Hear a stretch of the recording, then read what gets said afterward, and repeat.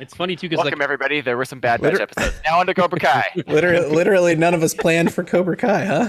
yeah no, Nice. no I that's comedy gold. I was just I had my Jedi Temple shirt and then I had this shirt and I'm like, I'll wear this today. I just grabbed it and I'm like, cool because I think I've worn the other one so much it has like a little hole in it. I'm like, I'll wear this.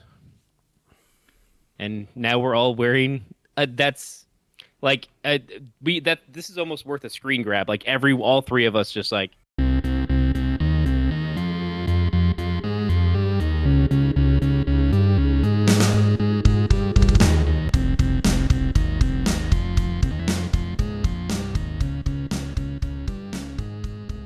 And then you can look at the chat while we have our unexpected, like completely uncoordinated. Like I'll grab this shirt today. And seriously, it was like Jedi shirt, Miyagi-Do. It's funny because this is the first time Day. I've worn it, and I was like, oh, I'll wear it to the park today. Nice. No, it's good. I like that we all wore a different one. You have the Miyagi-Do flower, I have the Miyagi-Do Yeah. bonsai, and he's got the All Valley. Yeah. It's not like they were all the same. Yeah. But we didn't just all go to T Public and go, this is the shirt I want.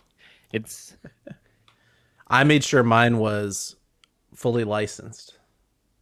mine is too, oddly enough. I need to return like 2 shirts to T Public though, because they sent over some pretty prints actually.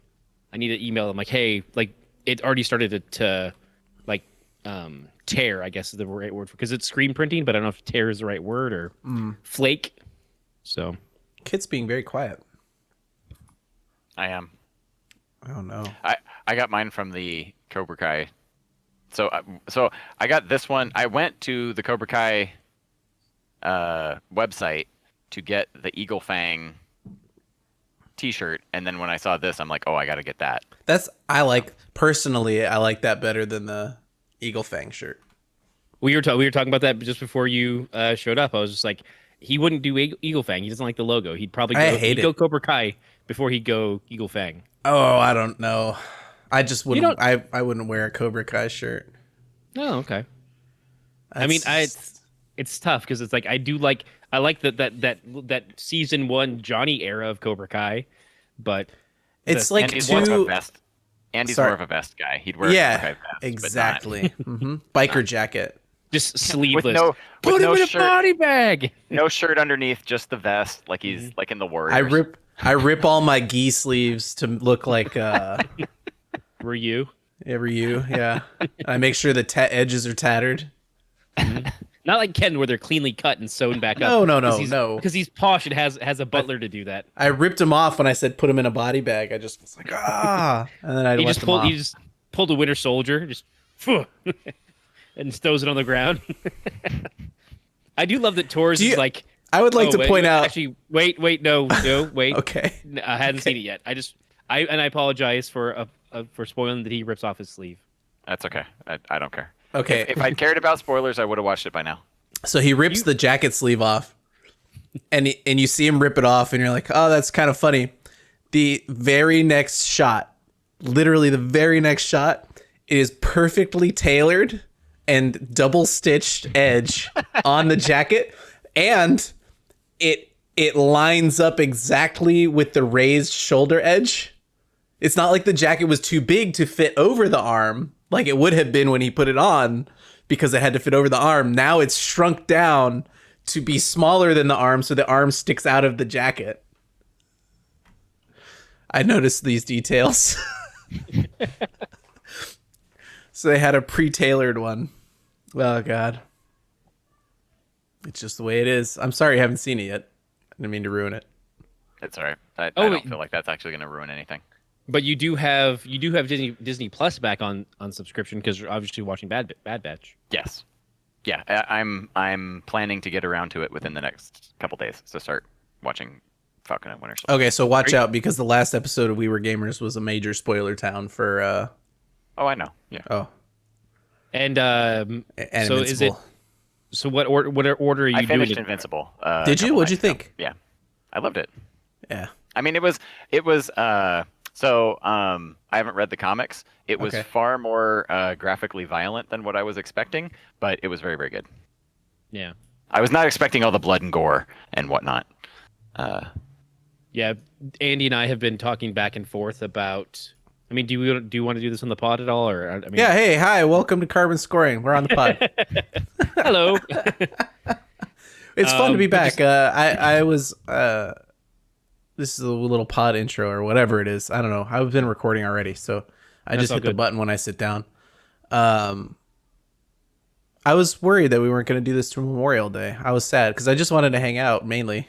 I haven't seen Yeah. you guys in a while, and we haven't talked about any of the stuff we've been watching really, and catching up. And I know it's a tough time with things opening back up and all that, and people needing to be back at work because it's requested, and some of us have new children that are taking up a lot of our time, and some of us know how that is. And then other friends have people stopping by and taking up their whole evening by staring at their lightsabers. You mean entertaining the evening? That's what that is. That is. I did, yeah, That is good talk. That was that's fun. Those are the good firesides you need. You know. yeah. I went to Ken's place, Kit, and stared at his Savi's sabers for a while because I have a reservation at Disneyland to go make a Congratulations. lightsaber. Thank you. I'm much more anticipatory than I thought it would be. I have a lot of excitement that I didn't expect to have about it. There you go. There's podcast intro. We're here. We're back. It's fun. Yeah, we were talking about Invincible on the main pod, but I'm curious since you didn't read the comics at all. I don't think we warned you about any of the violence or anything No. in there ahead of time. You just knew that Ken and I loved it. Right. Yeah. I mean, I've heard lots of things about it. I just haven't ever. I don't know why. I just haven't ever gotten around to actually reading the comics. It's kind of a Because long it's comic at this point. 144 episodes, issues. I mean, Well, you both read ongoing comics. It's not any worse than that. yeah. I think, but it's a lot. Depending on when you hear about it, it's a lot to jump in. I have a friend who had like almost half the series, but didn't read it until he tried to track down like the third or fourth issue, and just refused to read it until he had them all. Until Yeah. finally he met the creators, and they gave him like a really inexpensive copy of the book. Said, "Here, just read it." Your friend wouldn't have been stupid enough to have all the creators sign his issue number 1 without a CGC grader present, would he? He would if he would have also had one of the creators walk up and say, "Oh, you know, I got my statue." And he's like, "Oh, that's cool. How did you get one?" And he's like, "Well, I helped create the character." Yeah. That's the same friend. I love when that. you friend, know though. He's when you know 3 out of the 4 people, but you don't know the 4th one. The friend is me.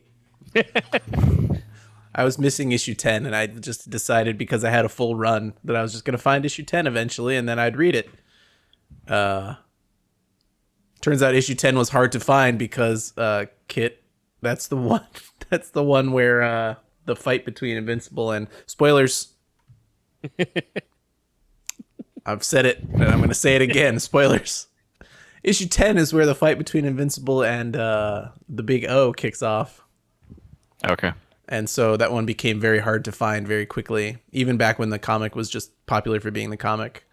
yeah. I mean, And it's so also, I missed it. I missed it for some reason. I had it on a pull, and somehow it didn't get pulled. And then I kept going. I had like 30 some odd issues at that point, and then we met Kirkman and Crabtree and Otley and Corey Walker, and I was Ken decided to explain to them that I hadn't read it past issue 9, and gave him the whole rigmarole, and then somehow I ended up with a hardback number 1 in my hand signed by everybody. Nice. Yeah, that one. Yeah, that one right there. But yeah, we well, it was funny because I was telling I think William Crabtree, he's like, and he's like, seriously, are you serious? Here, just take this one and give me this much. Like, he's just like, just read it for heaven's sakes. Yeah. And he was really cool about it. He's like, Yeah. you need to how have you not? Because you had the entire series up like. Yeah, I had And I think I had it more might issues. have been even deeper. It might have been in the 50s, I think. Oh, I doubt it was that far. This was like I was still in college. I had to have still been in college.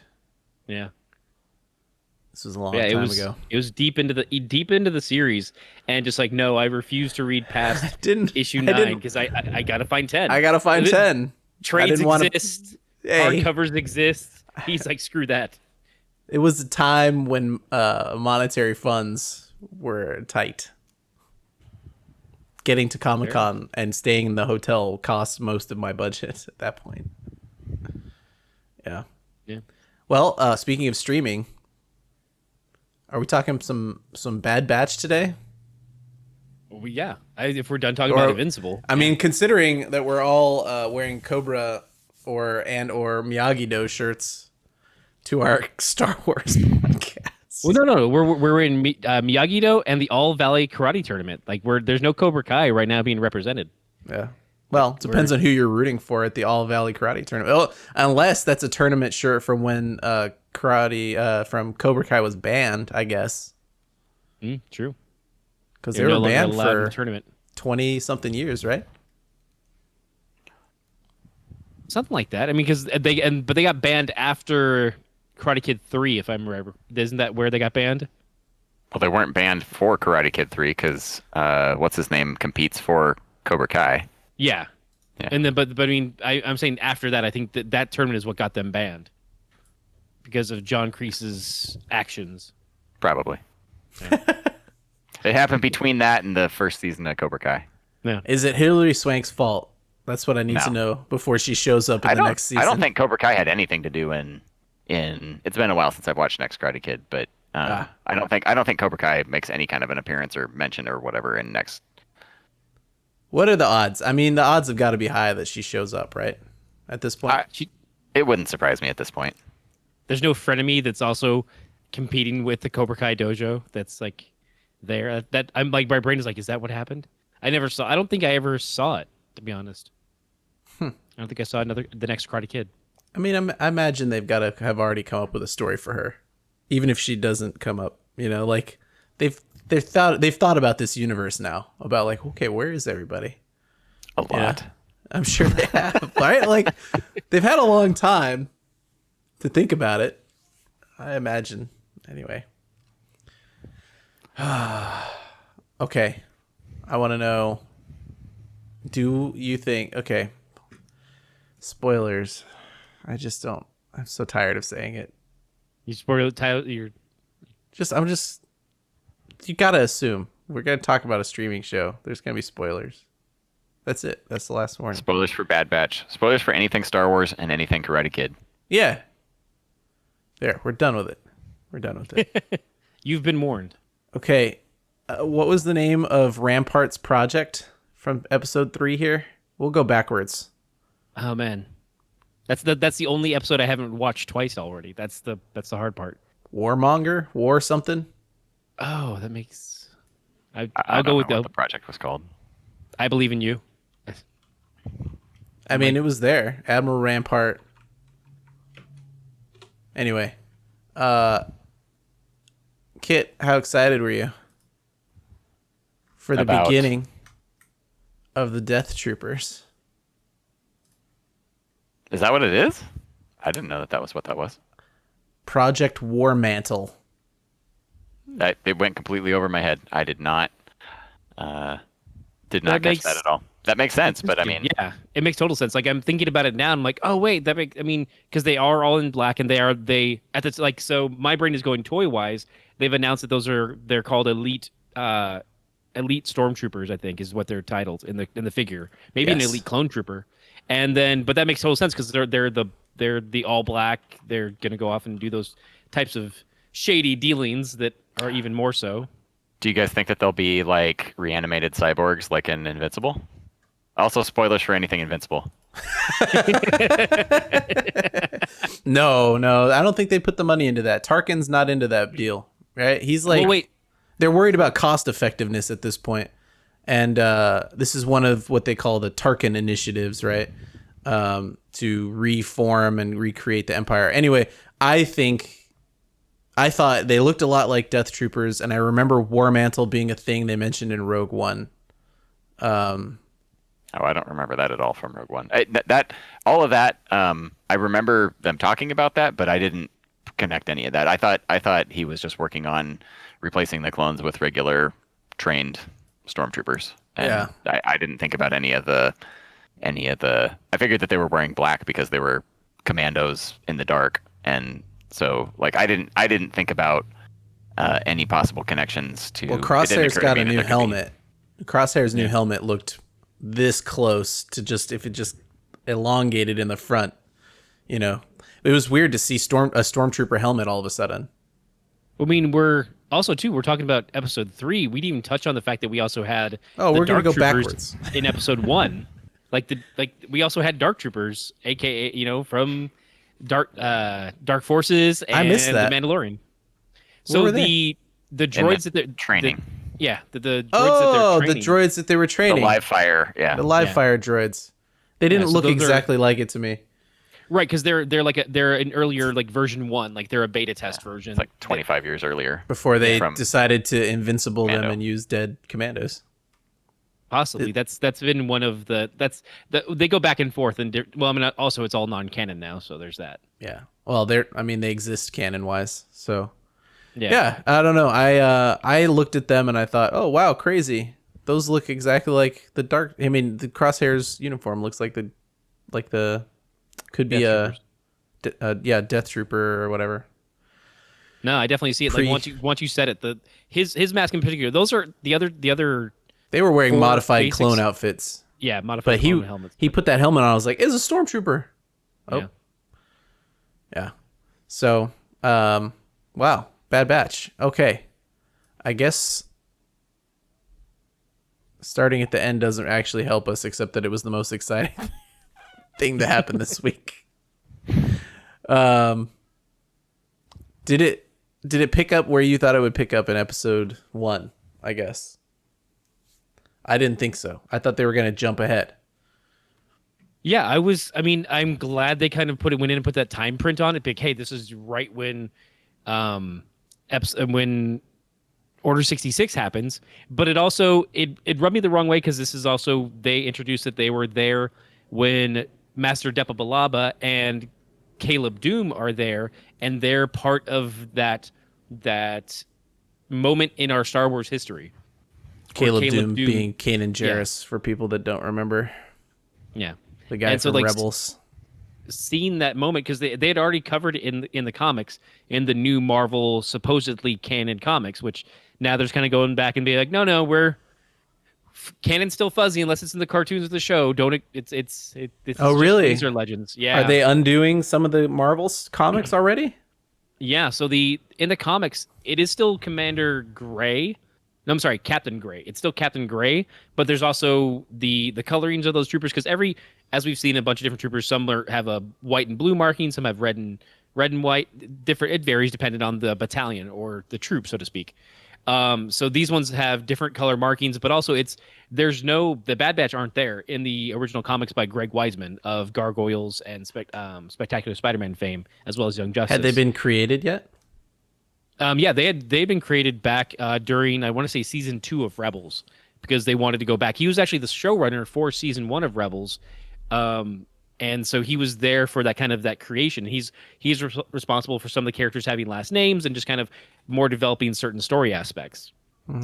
He did end up leaving, and I believe Filoni came on full time at that point, and Greg did the comic book origin of Kanan. You know what happened to him during Order 66 and his experience, and it's similar in ways, and you actually get a lot more after that. But that very moment where his Jedi Master falls is not the same because the Bad Batch isn't even there. It's just regular. It's just the regs. It's the clones. And so it was an interesting that they decided to alter that, which I mean it's understandable in a way because it's okay. Well, we want to tie it to something that as a viewer. We want to make sure you're engaged. And if you just do a new random Jedi and a random kid, it's not going to have the same punch as it does. Like, oh wait, Caleb Doom, I know that name. Like it has a stronger feel for you because if for people who've been watching Clone Wars and Rebels and XYZ, you're like, okay, now I'm invested a little bit more because I now know who this is and what's going to happen. So it's interesting. It bothers me just a little bit just because I'm a pedantic nerd, but it's still good. There's a lot of good lines that you get out of it. Like when Crosshairs is like, usually you look down when you see someone fall. You don't look across. He's like, only if you like to watch. Like, yeah, damn, what's wrong with you? Go Hunter. Crosshair, watch it, buddy. Well, Good soldiers follow orders. Yes, that the use of that line is really good. They keep bringing that back, and they've used it. I believe they used it in the Clone Wars final season with Ahsoka Tano, and Didn't they've used it. they used it when Fives was having his meltdown too? I think is where Yeah. it started, right? Yeah, I believe so. Yeah, I think is that season 6. I think that's When he season 6. malfunctioned. Yeah, Yeah. when his chip essentially activates early. I forgot that Echo was part of that ARC Trooper Fives group entirely. Like it took me a while of seeing Echo on the screen to remember that Echo had been someone other than a Bad Batch member for time. Yeah. Well, he's back in he's like season 1 before it's interesting because of the way the show is released. Even the Clone Wars stuff is not chronological.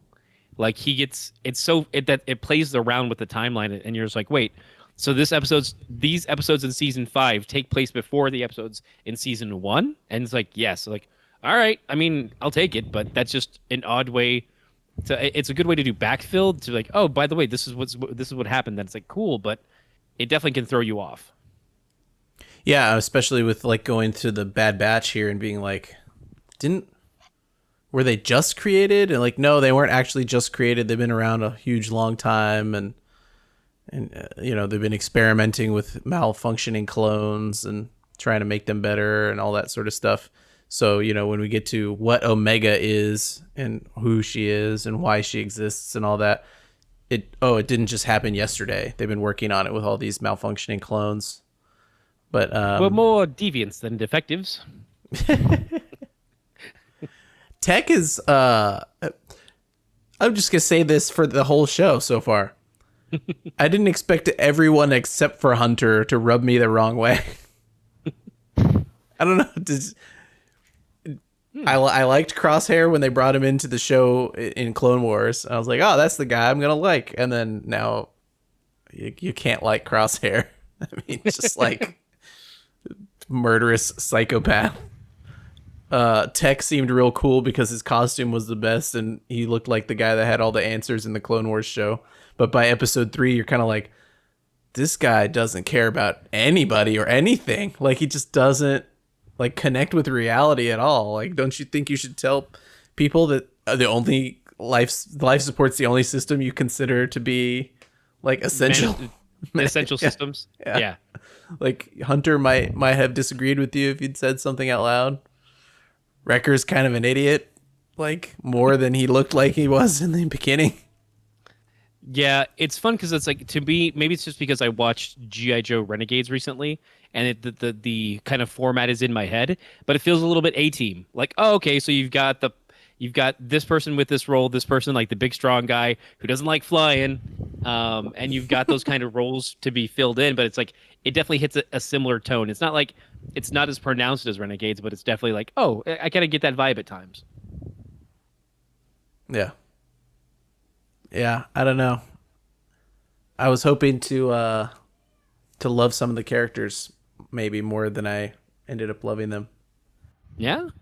I mean, I guess because like since they're all clones and I'm already on board with Cody and Rex and Echo, like they're it's like Band of Brothers. This is just a different platoon, so I'm kind of on board. I don't know, Kit, did you have any disconnection?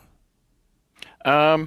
No, not really. I mean, I think that they're cool. I like the different guys. I liked them in the Clone Wars episode. And then you guys didn't watch. So one of the seasons of Clone Wars, they put out unfinished, like half finished episodes of these. Yep. Did you guys watch those before because I watched those the Bad Batch stuff On a while StarWars.com. ago. Yeah, like Or was it StarWars.com? I thought it was on a DVD, but maybe it was on. It's also on the DVD, but Oh, there's okay. also on StarWars.com. Like there's Yeah. like It's been there's out for actually- a while. Yeah. yeah. I did not watch those episodes of half finished Okay. Bad Batch stuff. No. So to me, Not the Bad Batch, the Clone Wars, the 4-episode arc where they show up in Clone Wars season 7. And Rescue Echo. Yeah.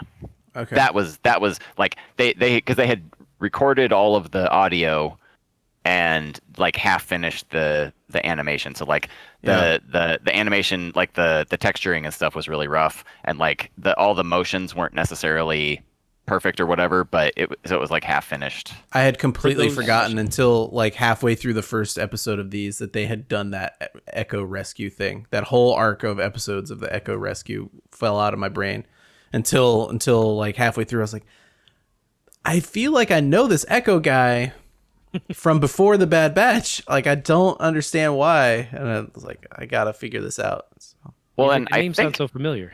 I think at one of the celebration panels, they talked about, because when they were talking about the Bad Batch, like the concept of them, they were talking about how they were all kind of based on Predator, and like Hunter's Billy and Wrecker's what's his name, Jesse Ventura, and like they were like, we were just really like Predator, so we made him look like characters from Predator, and I was like, oh, that's kind of, and Tex, the guy with the glasses, and Yeah. like, so like I was like, oh, that's cool, I like Predator. So like, I don't know, I've always thought that it was kind of, I thought that Bad Batch was the concept of like they're defective clones that get cold. Cold. But these ones, cold.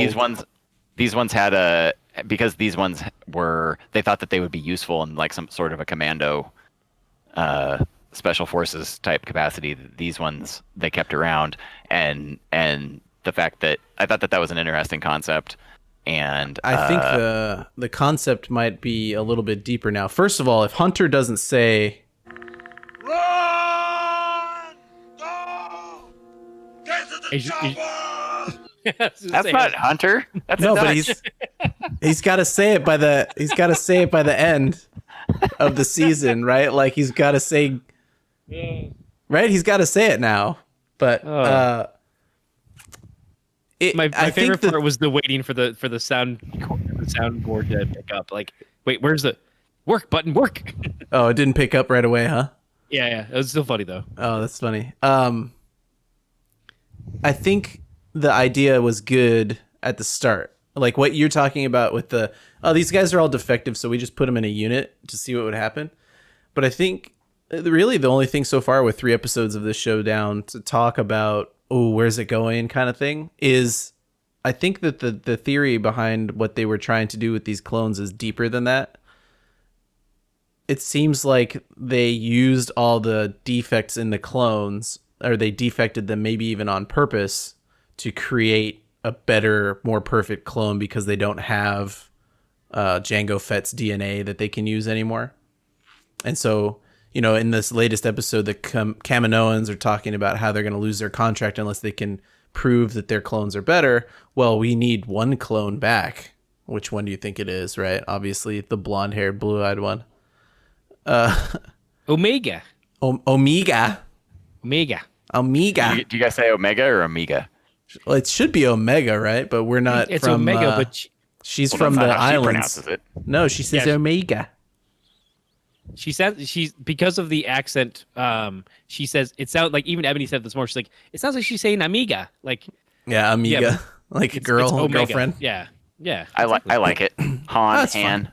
Hand, you know. yeah, exactly. Yeah. Well, I mean, that's the great thing too, though, is that Leia, because Leia. yeah, we have that thing where we do have D. Bradley Baker voicing and traditionally New Zealand or I believe Maori actor of Tamora Morrison. But since Omega was going to be the first female clone, they got another New Zealand actress. Like that was really good. Like so, her accent is authentic, and so I think that she's another tweaking of the Gen X. Some people are thinking that she's a clone of someone else. No, I think she's definitely they might have taken more DNA from somebody else, but it's very clear like she's part of the crew, right? They used the defects in these other people to create another clone. Yeah, It seems pretty obvious that they're starting that track. yeah, tweaking of the genetic. Like, okay, well, let's because that's in their entire purpose is cloning, and they did try and like, well, how can we tweak this to do this? So like that's where the whole thing of the Bad Batch, like, oh, we just enforce certain traits and then build on those. That's how you get big old Wrecker. Well, one would wonder then if she's gonna grow quickly, and also I'm making fun of how she said the name because of it, but I don't mind it. It's not like a thing that bothers me. It's the way she speaks. Obviously, she has an accent. Yeah. It just is what it is. It's funny because you hear people talk about the character and they say Omega, and you're like, that's not what she says. But it's just anyone that's complaining about it for real should back off and stop it, because I'm sure there are people complaining about it for real. I wouldn't doubt it. I wouldn't doubt it either. I think I want to know what you think about them dropping another kid in another animated show. It seems like every single one they start this way. And like it's almost unbelievable to have done it another time.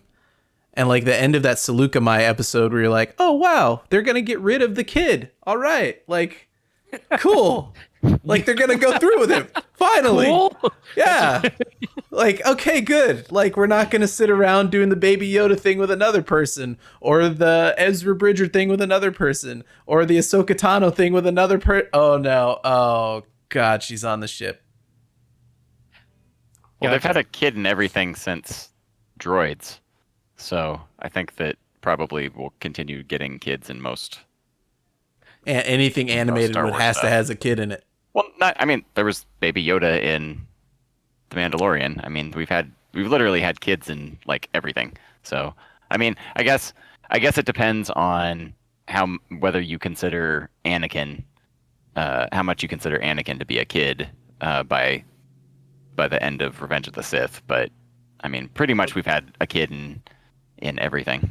I mean, you have it in Phantom Menace, and in Revenge of the Sith, you have Master Skywalker. What are That you going doesn't to count. do? Yeah, that doesn't. We still have kids. He has to get killed off. Probably because Anakin's tired of being called Master when he's not, and he's upset by it. He's like, "You son of a..." Sorry, language. I don't know. Do we curse on this podcast? I don't even know. I don't know. Well, he can just R2D2 beep chirp it out. Well, Yeah, sure, there you go. yeah. Nice. I could do that.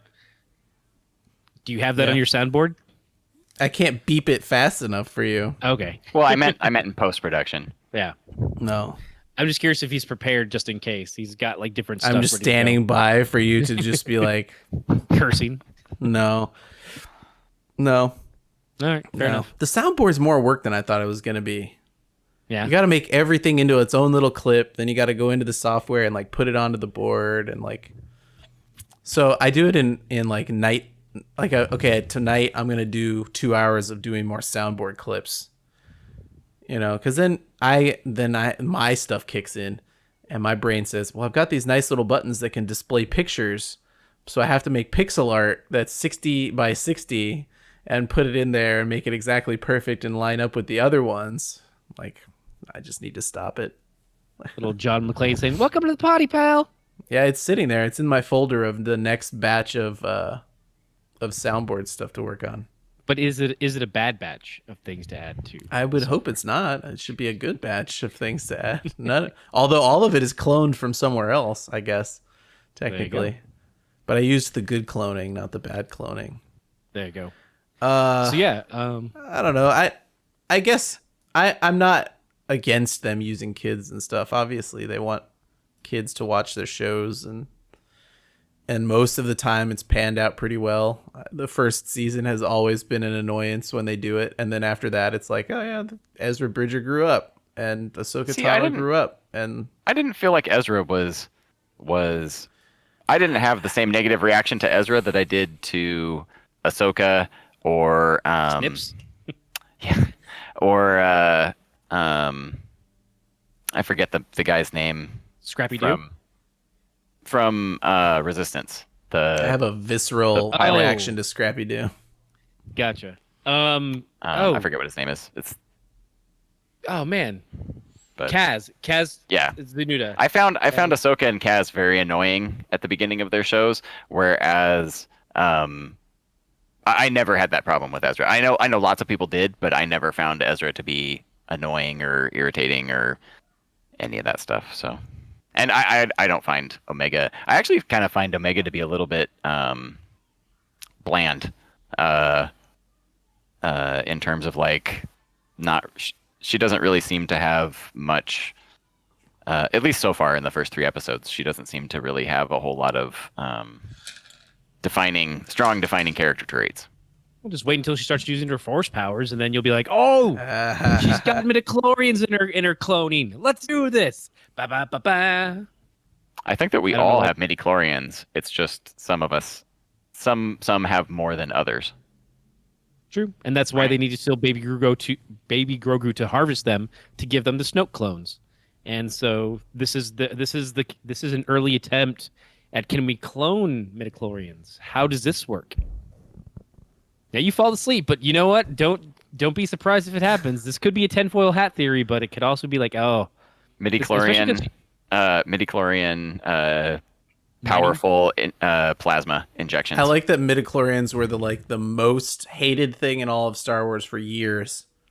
And now we're like slowly drifting back into it. They're like, let's test the waters in Mandalorian. And we won't say midichlorians, but we'll imply that's what we're doing. M count. M cell count. Yeah. And then people will be like, oh, cool, they brought that thing back. It's weird that they used the midichlorian thing again, but they did it well this time. And so then we'll hint at it again. And the Kaminoans will say the M count cloning, but they won't. But we won't get into it until like season 3. I don't know. I could believe it. I could believe that they would stick like force powers or something in there. I don't think. It seems like they would bring in Jedi a different way to this show. It seems like they're bound to bring in Jedi to this show at some point. I mean, if it's not Ahsoka Tano, it'll be somebody else. I mean, we also bounced off it too, or we didn't hit on it. They also brought in Saw Gerrera. Like, they're bringing in characters that we know to get us more endeared to the show. They're like, okay, well, here's Caleb Doom and Depa Billaba, and then of course Tarkin, which he's going to play a bigger role. But for a moment there, I thought he might just be which I think he will be. I don't think we'll have as much Tarkin moving forward. We're going to have more Rampart. Yeah, it seemed like they used Tarkin for a tiny bit, and then they just get handed off to somebody else. Although I wouldn't be surprised if director from Rogue Krennic? One, director Krennic could show up in this too. It'd be a good reference. Yeah, it'd be his earlier days because he's a little more science and R&D development, that could be the inlay to move from that current Death Trooper plan that you saw and move that forward for his storyline. I mean, he ends up with a squad of Death Troopers, so if Rampart fails at something, we could get a director Krennic. Yeah, I'm on board. Yeah, I was happy to see Saw again too. Like, I was like, all right, it was cool. Yeah, it was cool. I hope he's not just for the 5 minutes.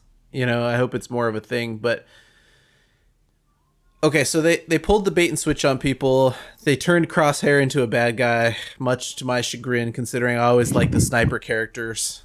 They always seem the coolest. I'm fine with it. I mean, it's a story turn that makes a lot of sense, and it's actually pretty good to have one of the clones he's functioning the way he's supposed to, but he's actually malfunctioning, and he's worse than he's supposed to be. That's kind of a good take, I think, on the whole. Like, none of their inhibitor chips are working correctly. I had a thought about this most recent episode when they brought in the conscripted soldiers, and Tarkin says, "We're gonna test putting a clone in charge of conscripted soldiers, and we'll see if the conscripted soldiers do the mission better than the clones." But the clone is still in charge. So how does that prove that the conscripted soldiers did the mission better than the clones? And I was also curious because we didn't see a drone there like they did with the Bad Batch on their first attempt. Like, oh, they seem to do just well. Why don't you look at the footage that you recorded of them doing it? Like, shouldn't you have done that as well? Just be like, because I mean, for the exact same reason, they would have failed the mission because the one of the humans was like, nah, we're not gonna do this. We're above that. Mr. The all talk, all show badass guy's like, I'm gonna take over this thing. I'm like, you're gonna get your ass kicked. Just go ahead and kill him now. But like, where's the probe droid to watch that? Because like, why wouldn't you have sent a probe droid to watch that one too? Tarkin is that much of a micromanager of being like, nah, let me make sure this actually happens. I know that might not be the right word, but he's very. I was much left a little confused. Is all I'm saying yeah. about the goals here. Like how does that shift the effectiveness just by having? Oh well, we'll have one clone, but the rest of will all be human, so that'll completely change the way things go out. It's interesting that Bad Batch seems like, yeah, there's going to be the storyline with Omega, and we're going to get the cool storyline of the Bad Batch and what happened to them. Oh, how come they're not in any Star Wars past this? Okay, so where did they go? Are they Ahsoka Tanoing off into the universe somewhere? Do they die on some heroic mission like Rogue One? Like what's the history of these characters that they created that everybody likes all of a sudden?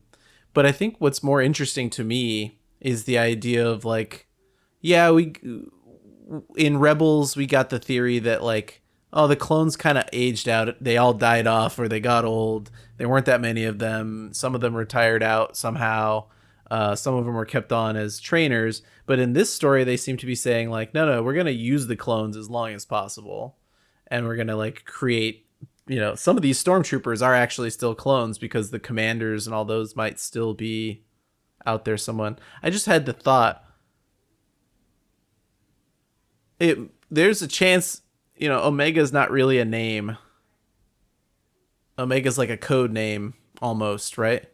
Well, yeah, because I mean, much like they speak to like we were clones who were given numbers but wanted names. They have names. They're asking for numbers. Omega is her nickname, just like Crosshairs and Tech and Echo. Like they all start with numbers. I'm sure she has a number too. And just like when Echo gets up off the bed, he's like clone number blah blah blah blah blah blah blah blah. Like I'm sure she has a number too, but Omega's just her code name. There's a chance that she's still out there in the universe as a character that we haven't met yet, or is a background, like, oh, they confirmed that Rex was that guy on Endor or whatever, right? I was just going to say all of the Bad Batch will as they age, they will slowly start turning they'll start making them look, they'll start making them look like random rebel soldiers from the end of Return of the Jedi. They look different enough that you could, right? Like, oh, yeah, Crosshair when he gets older looks more like that guy in that one, like. Yeah. Yeah. Do you think I think they rehab Crosshair at some point in this show? It seems likely to me. But it might be, I don't know how you rehab a guy that murdered a bunch of people. You take the chip out of his head. Yeah, take the chip out of his head. And as just giving him that free will, but then the question is too, does he have a conscience after that? He's like, oh, the things that I've done, like Rex felt Rick Grimes, yeah. Uh-huh. He felt conflicted right even after he got the chip out. He's just like, how do we get out of here? And I had to fight my own brothers. And like, how does that play out for Crosshair, who was more controlled by that chip? And also, as it looks a little bit like a fake out, like he did something supposedly hit his head in the flight, but Wrecker's also having some head pain as well. So yeah, but they already showed that Wrecker's the next. Well, they kind of previewed that Wrecker is the next problem in the next episode, and Tech has already shown that he's working on the thing, to check the chips. So that's that's the next conflict, right? They've already kind of lined that up. It's funny where they keep stepping around stuff too. Of like, he's like, oh yeah, because the chips, and he's like, yeah, how else do you think the controls? Tell us this thing, which is interesting too, because that's the thing. That's what I was talking about. Tech at the beginning seems to not make connections. Like there's it's almost like a weird. It's like genius. Like the genius that can't connect with other people moment that's happening with Tech, where like, yeah, I mean, this was obvious. I didn't think I had to say it. It's like, dude, you've said it like 6 times since this show has started. You guys have been a unit for a lot longer than this. I think you might need to deal with this problem, Hunter. Like, you need to tell the guy to tell you when he thinks the thing, because it's not obvious, apparently. Yep. It's kind of interesting, too, because we do have, Like when it makes sense it's Crosshair because by nature of being the sniper, he's the one going for that kill shot. But it feels to a little bit with Echo and both with Tech, we have a little bit of like crossover, like their usefulness. Like they're both in the same space. Whereas like if you would have had Tech be evil and Crosshair stay, you would have had a more like, oh, everyone has their role. Whereas there's a bit of overlap with Tech and Echo, it feels. But I mean, I don't know if that's just my kind of storytelling standpoint, and be like, oh, you need Crosshair in the batch as opposed to Echo. But let me throw out a fan theory here. Tech and Echo got a much better fan response than maybe Crosshair did. Everyone was cosplaying as Tech, and everyone loves Echo from his days back with Fives. So you just end up through fans deciding who the bad guy is. Like they were open to whoever, but you know, this guy got too much cosplay. He can't be the bad guy anymore. I don't know. But I do see like his character that we saw in the previous episodes. He was far more cold-hearted. He's just like, whatever, just do this. I don't know. Just a strong silent type. Yeah. Yeah. Did you guys?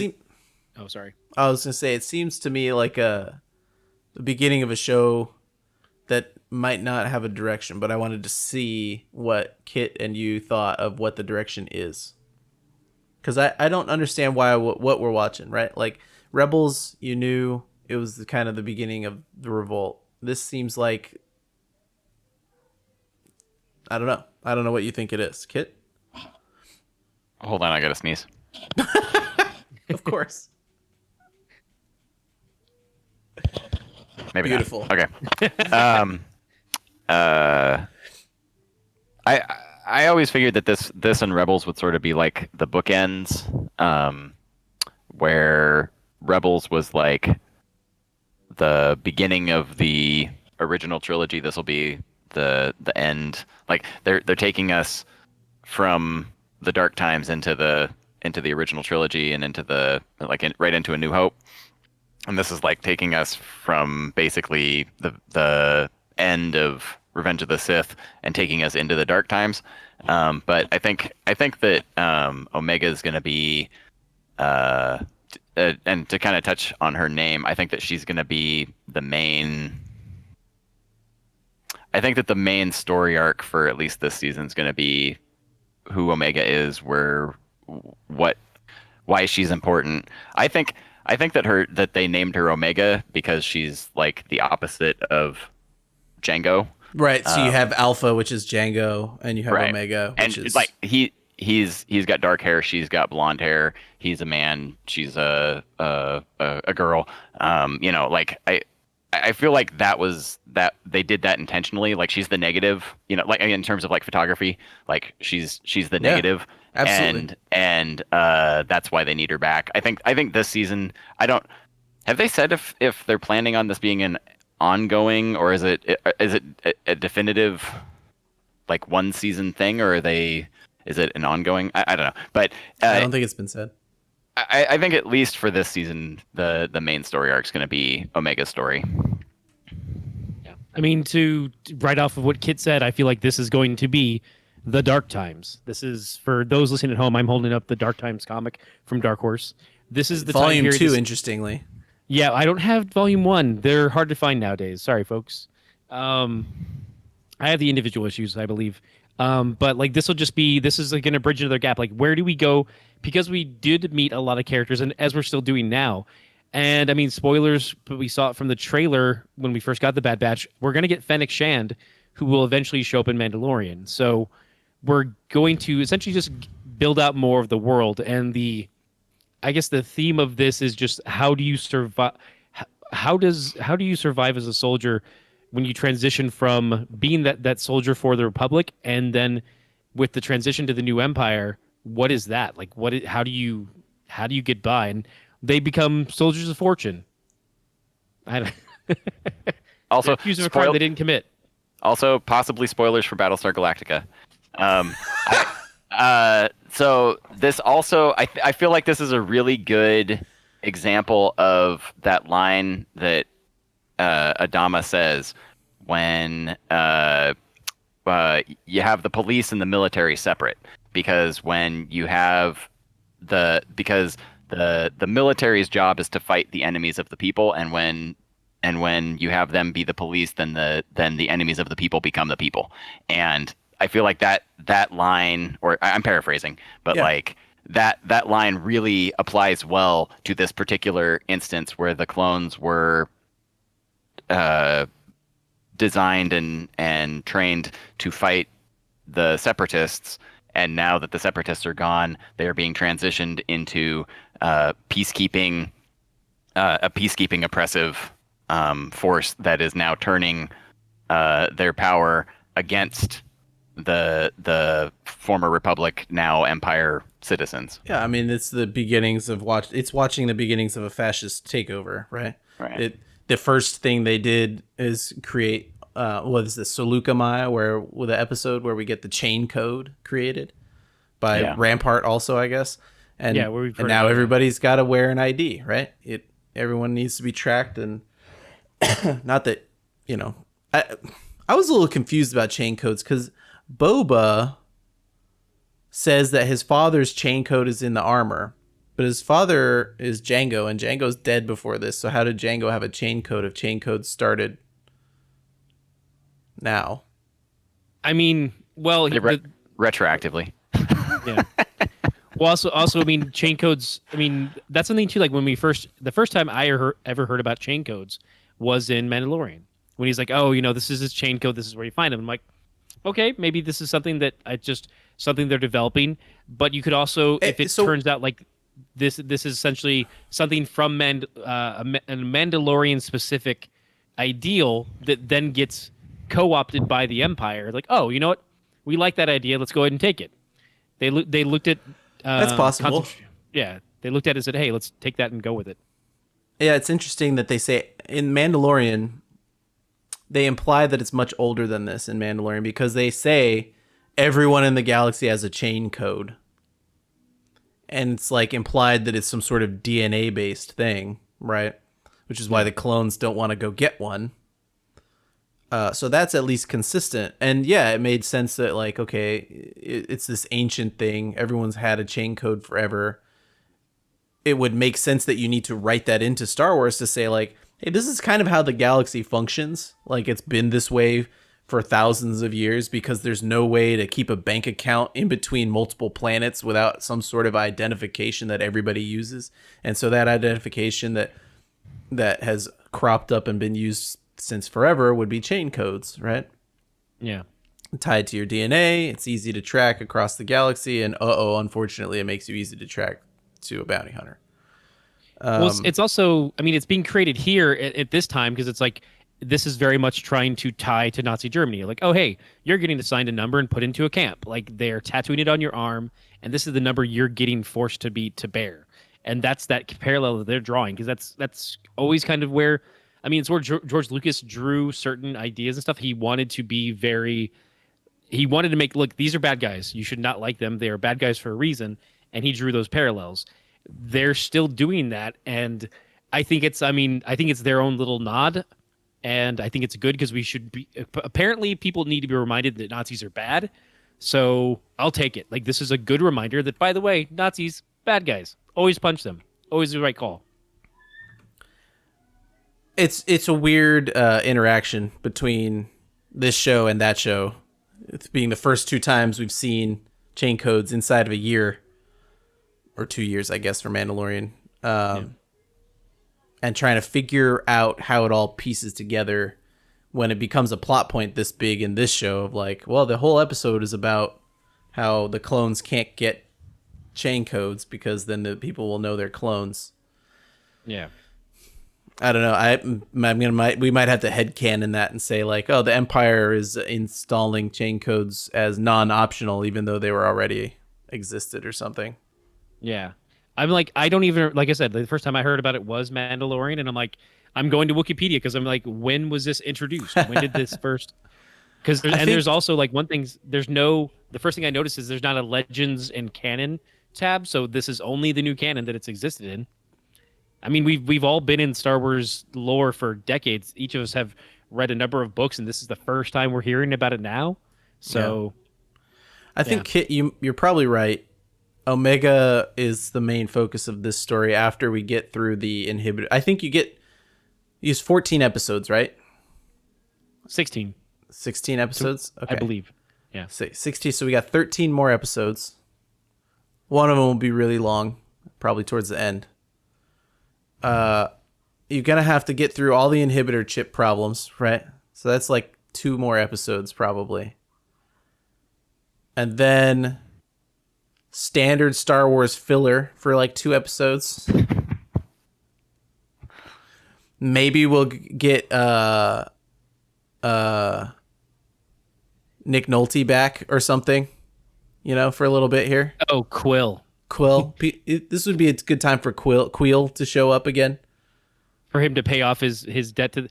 I mean, I guess because he's supposed to. I'm trying to think I'm trying to think of what other characters show up that we see, because now we've had Saw Gerrera.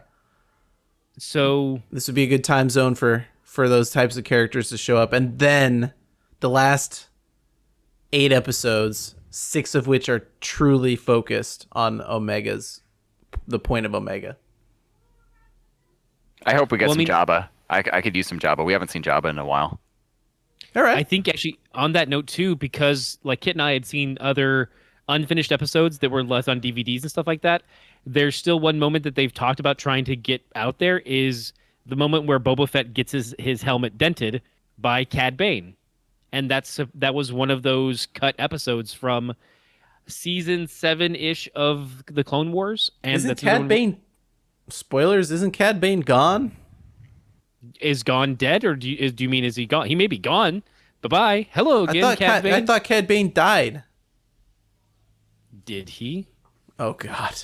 People can't see me scratching my chin and doing that thing where you're like, But yeah, so I mean, well, that was one of the original cut episodes. Just like the Dark Disciple novel was one of those, like, those 3-episode blocks that they flushed out in a novel.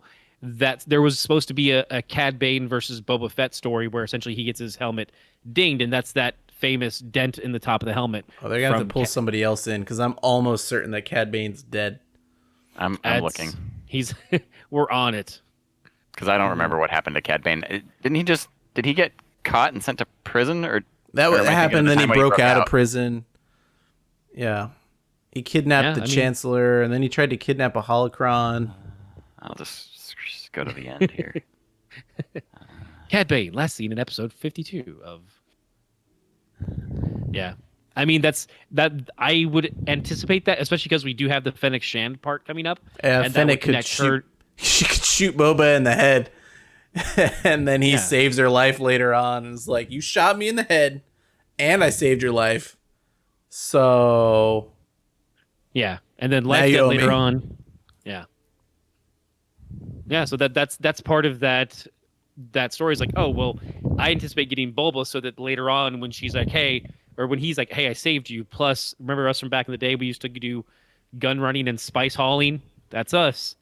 Those ne'er-do-wells. Let's go take over Jabba's palace. Spoilers for season 2 of Mandalorian.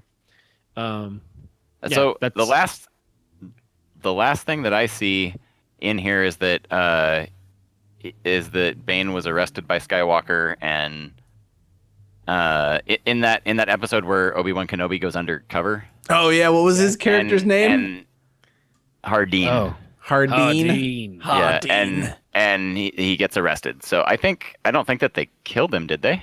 No, I mean then that's what you remember. Didn't he get shot stealing a holocron and die? Or was that a fake? I do remember. I mean, again, getting shot doesn't necessarily mean dead. Fennec Shand got shot. She ain't dead. All right. She all robot parts now. I mean, if the last thing Darth Kit Maul found... got cut in half and thrown into a nuclear reactor, and he was fine. So like. Yeah. I mean, fine in quotations. The Emperor got thrown into the middle of an exploding Death Star, and he was fine. So yeah, that's the takeaway there of like, oh yeah, let's just make a third trilogy about him. Anyways, oh man, that's no one's ever dead. Okay, well, so Cad Bane shows up this season. No, we already got Fennec Shand coming this season. Yeah, you know what? If Fennec Shand's showing up this season, it would make sense for Cad Bane to also show up this season. This is us operating under the idea that there is only one season of the Bad Batch. So does the Bad Batch become bounty hunters? That would be sad. Wait. I mean, What is that? do we one of need the- more bounty hunters? Is that one of the named shows, or do you just mean do they become bounty hunters? Ooh, they could be the Rangers of. Oh, No, they can't be the Rangers no, of the Republic. yeah. They'll be Too too far. old. yeah. That's why they're much like the A team. They're the B team for the Bad Batch. But If you can But- find them and if you can pay them, But what do you want them to do, Hear me- Andy? Do you want them to be farmers? that's what I Cut's just- doing. I just wanted them to live like Cut for. Okay, hold on. When did they meet Cut? We never saw it. They show up on that planet like I had forgotten something. Because they were like, hey, Cut, what's going on? And you're like, And they say, Uncle and Rick. then last time you were here, when Rex was here, and you're like, I remember Rex being there, but when were you there? I don't. Yeah, well, Rex Yeah, was there apparently the day before. Apparently, They the know entire Rex should go. army of the Republic knows him, and Literally- they just don't care. Everyone knows Cut's on that planet. They're like, the Empire will deal with it. It's fine. What Empire? part was definitely- Oh, don't worry. In like 10 years. We're clones, not snitches. Although that's good. I literally like in that episode, didn't Rex like think about snitching? Oh, yeah. Well, in the first in season 2, when they had that first episode, yeah, he did think about it. But I was actually I'm jumping back to episode 2. He is walking around without a hat on, any type of like cover, and Yeah. they're on the run. At least Cut's wearing a hat. Like Hunter's just like, no. I've got the bandana, the face tattoo. No one knows me. It's gonna bother me the most. That's the thing that's literally gonna bother me the most about this show is Hunter walking around with his face tattooed and the red Rambo bandana with a skull on it and being Yes, like, their I'm own undercover. Italian mark, their little squad mark on the bandana. Hey, does that look like Hunter? No, he's not. I don't know. Like I don't know, his chain Put on code passed. I'm hat. kind of just something. I'm a little Like, Cut- confused. Cut at least wore a hat and had his mutton chops grown out. So for his Wolverine cosplay, and he when the one stops, he's like, "Hey, you look. Oh, we've got something to do over here. Like, you're straining the credulity, but at least you wore a hat and changed your hair. You look." The exact poster that they use for Hunter is exactly what it looks like. He altered nothing. Like, come on, man, you're on the run. Get it together. Drove me wild. I was so upset. I'm like, It's only gonna get worse, dude, as they wander around the galaxy not being noticed by people until they're supposed to be. It's okay. I will say- mean, you just have I to look- suspend your disbelief a little bit, I guess. This happened in Invincible too. Mark wears the same clothes 9 out of 10 scenes that he's in. Literally the same exact clothes 9 out of 10 scenes that he's in. And at a certain point, you're just like, all right, it's cheaper to just animate them the same way every time. So in my brain, Mark is now wearing a burgundy sweatshirt instead of the blue one. well, that's what it is. That's the. It the becomes character a model. costume. It's like watching the Simpsons. Simpsons, or like it just is the they become stand-ins. It's like when you create a video game. Every character has a profile, right? It doesn't matter what they're wearing. The profile is always the same. So like if you change Cal Kestis's clothes, the profile of Cal is always different profile than the other characters in the game. You know. I'm a pedant because they don't do that in that game, but I know what you mean. Like in that game, his costume changes to what colors he's wearing. I didn't say colors. I said his profile. Right. So yeah, but I mean, his physical character's profile on the screen, not his profile picture, nothing else. I'm not talking about colors or anything else. But you don't change the character's shape and size, Gotcha. right? They always have the full same. model. If you blacked them out against a white background, you could tell which one Cal is, even if you changed his poncho against all the other characters. And that's like a visual representation that, okay, Hunter's always kind of gonna look like Hunter, so that you can pick him out because he sounds a little bit different than the other clones, but like they're all clones. You got to make them look different. So you're going to have to suspend your disbelief a little bit, I think. Yeah. I was thinking of more of like old RPGs where you just have the head when they talk and you have the two chatting boxes back and forth. It's just that. So that's where my brain went when you said just the profile. I'm like, oh, okay, that's what I was thinking. Yeah. profile picture. You were on Facebook Yeah. too much, man. Well, no, I was thinking of the old school RPGs where you have just their head talk and just the bar saying like, "We have to get out of here," and then it cuts back to the other person. Their face doesn't move; it's just that one static shot of their head. Do you not Yeah. know the RPGs I'm talking about? I don't know. No, I do. I Okay. get it. You haven't played a game in 25 years. I understand. That's fair. Yeah. Could we get other characters to show up in this that we don't know about yet? Is this the Ahsoka Tano lead in? Is this the? I mean, Kit has a good theory here that this leads us into another show where it takes place in between this show and Rebels, where everyone's depressed all the time, the Empire's only winning, and there's not much going on. it?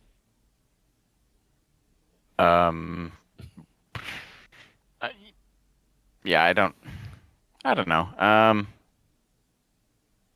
It just has that feeling, right? It doesn't have Yeah. the feeling like it's a. It doesn't feel like it's the stop or a full story. Like The Mandalorian feels like its own thing. Rebels felt like a lead into something, which it was. This feels like you're right. Like it's the ending. It's like, hey, you know, people really like that Clone Wars thing. We have a way for it to keep going, kinda. But what happens once they figure out who Omega is, other than running around the galaxy protecting her? Yeah, I'm just trying to think of who else would make sense. Most of the people in Rebels would be Bendu. too young for this series now. I mean, I guess we could get like teenager Hera or like potentially more Kanan,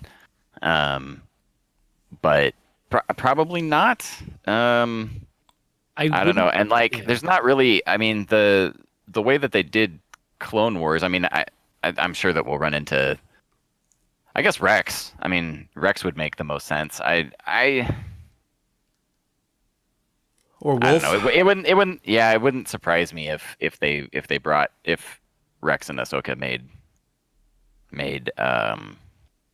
appearances. Yeah, I don't see or even Kanan- became main characters. So Yeah. Don't see Kanan for the soul, just mainly because I think of his the first time we see him reintroduced to clones is when we see Rex in them, and he's just like clones, and his first reaction is no, because if he has a positive reaction in between that the death of his master, and then he runs into Hunter and them, he's like, oh hey, you guys are okay, I'm sorry I ran away, and then he's like ready to kill Rex in a moment's notice. That doesn't like it doesn't track as far as his feelings to clones. He should stay scared of clones. We shouldn't see him again, I would imagine, but I mean, prove me wrong, Disney. yeah, But do it well. Porgs. I think I'd like to see Porgs make a comeback here.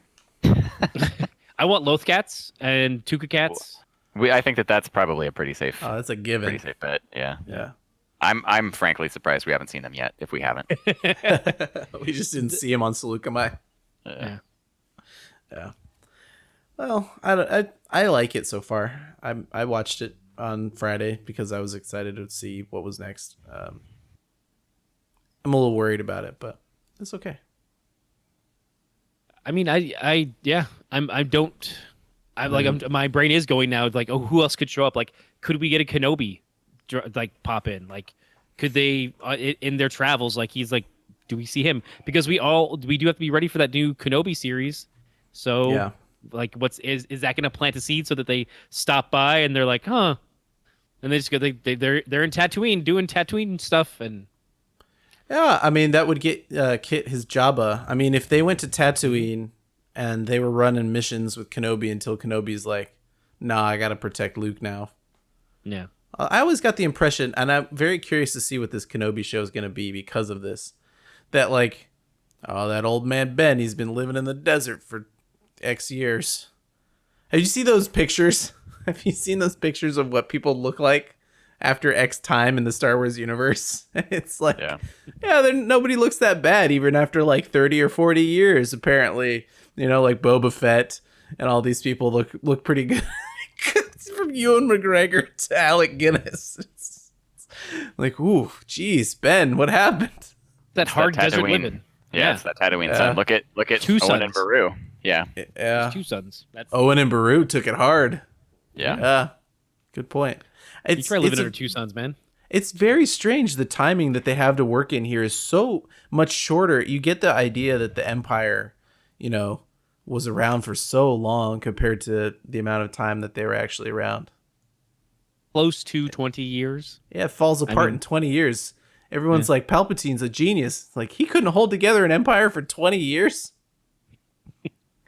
I mean, well, that's the thing too. Is like it's we have weird concepts about it because it's like, oh, we run into all these people, but I mean, compared to San Diego Comic-Con, that is one convention center, and you can be there all 5 days and not run into the same person or not see one person, and they're there all 5 days. Meanwhile, you can also run into the same person 4 times, and it's just happenstance.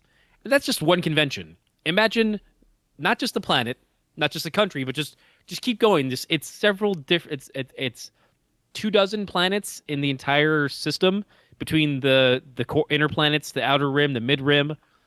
So it's like of course, like, oh, we do seem to run into a lot of these Skywalkers all the time. There's some dude living on a planet who's never even heard of any of this because they've never landed on that planet. Like they just like, what are you talking about? This Star Wars? What's a Jedi? I want to this thing. I want to go to the planet that was like, oh, we're part of the Republic now? All right, that's fine. Whatever. We'll just pay the taxes. And then like 10 years later, like, the Republic's at war? Okay, all right, whatever.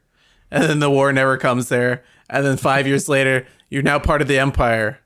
Okay, fine, sure, sounds good. And it's like they just never get bothered by anything. And they just hear the news as it's coming by. Like, once in a while, a freighter stops in. But they're generally self-sufficient, but they don't have anything of value. Yeah. There's no resources. They just have wheat. That's all they have. They don't have sheep. They don't have wood. They just have wheat. I mean, it's gotta be it because they say there's like 1 million planets, right? Yeah, I mean, when you look at a map, there's, like I said, 24, just because I'm just throwing a number out there, but there's a good amount of planets. But still, like, how big? Like, we always think about it in such a like small terms because it's like, oh, we're going to Tatooine or Dantooine or Onderon or Alderaan, and like, really, guys, can we just think a little bit harder about some of these names? I don't know. Look at Jupiter. I don't know, but no, it was a long time ago in a galaxy far away, Ken. Yeah, I know, but it's just like, at least we don't have Mars and Fars, and we don't have we don't have Pluto and Nuto, which is very near Pluto. Like, come on, team, we can do better. Maybe Onderon and what was the other one? Dantooine? Dantooine and Tatooine. Maybe they were twin brothers in the like pantheon of gods in that area. There's lots of twins in the in the pantheon. There's two twin sets of twins at suns, least. Yeah. Twin planets. You see, As long you as see, Dantooine also orbits the twin suns, so you have that kind of, and they're always like in constant spinning. They never are, they never the twain shall meet. oh man. Well, That was Bad Batch, and Yeah, there's a lot of it going on. Yeah, I'm so looking forward because I'm gonna get the Lego set because it comes with like all 4 of the Bad Batch, and it doesn't come with Omega. It does come with a Crosshair, but in his new Death Trooper armor, and so like that's gonna be cool. Like I'm happy. I can't wait to get it. They're already showing the toys for the Hot Toys, like the $250 Echo. Like, damn, like they're just ready. Like, take our money. I'm not doing it. I'm not pulling the trigger. I can't. I don't know. It's fair. Like, We can talk toys for a minute because there's been a lot. I mean, Kit specifically has been lambasted by the toy gods recently for his attempt to purchase anything. Yeah, I don't have good good hopes for actually getting my Cara Dune at this point. I just on Friday I got another email from Target saying that it was going to be delayed, and because it was back ordered still. I don't think I'm going to get that. I think that they're going to I don't screw know, me. man. And these guys over here keep saying that they've gotten their emails for getting their Cal Kestis, and mine's like no news at all. Yeah, I'm really sick of toy. I hope that after stuff starts reopening that things go back to normal, because I'm really sick of like I'm just about to the point where I'm just going to be like, and it's not even like I've been having so much trouble with the other stuff. I was like like right before this came out, I was like, you know what I should do? I should just focus on the retro collection, because like the new, because I don't need the just remakes of like they did like 6 New Hope figures and 6 Empire figures. I don't need those, but like these new ones, like they made the Tarkin that came in the game, and they made the new Luke that came in the game, and now they're making the retro figure line for the Mandalorian. And I think that that's really cool, and I really like those. So I was like, maybe I'll just focus on that, and then I won't be as frustrated because I can't buy stuff. And then like I had pre-ordered all of this stuff 6 months ago, and Target sold all of their, like, put out in stores to people who had not pre-ordered all of these Cara Dunes, and now they can't fill my order. And I'm like, well, you know what? Maybe I just won't buy anything. You talking like, vintage collection Cara Dune? Is that what you're saying? No. I have that one. Okay. The retro collection. So like retro 5. collection? Yeah, So 5 it's- points of articulation.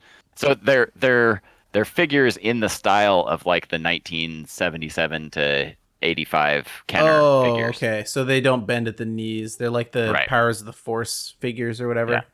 Before that. No, but I mean those are Okay, 5 step out, POAs yeah. also, right? Yeah, those. But this is very much in line with like the original Kenner stuff, where like the lightsaber would come up through the arm. Uh-huh. Like it's very very much more static, straight arms, straight legs. Like they don't have any posing. The faces I are not don't have nearly as my detailed. Gideon here, but he has his. So I got the Gideon and the Din Djarin already, and the Gideon, his lightsaber the mold is virtually identical to the. Oh, these look great. Like Return of the Jedi Luke mold for that lightsaber, Rub it where it in, doesn't come Andy. out through his arm, but like for the dark saber, it's like that. So, These look although it kind of awesome. irritates me. It kind of irritates me because my Moff Gideon's legs are 2 different lengths. And so I'm not sure if everybody's are like that, or if it's just like if I got like a factory error or something. But I don't know. But at any rate, I'm pretty fed up with. You probably shouldn't talk to me because I'll just gripe. So you guys should probably I think talk among griping yourselves is about the toys. best part of the hobby.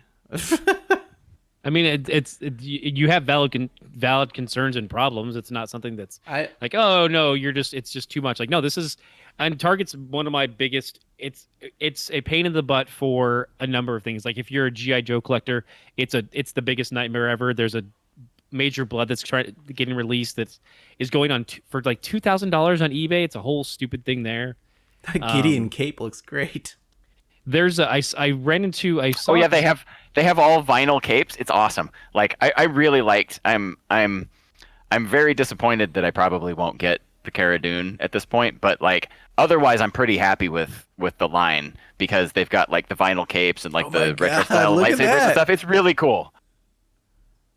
Oh, Yeah, look at there's- that one. That's so good. I actually saw the not Gideon, but what's his name? Grief Karga. Grief I saw Karga Grief looks Karga so in the good. store, but I know that you were looking for Cara Dune, so I was like, okay, never mind, because Well, I figured yeah, you and had. the one that Target screws me on is the one that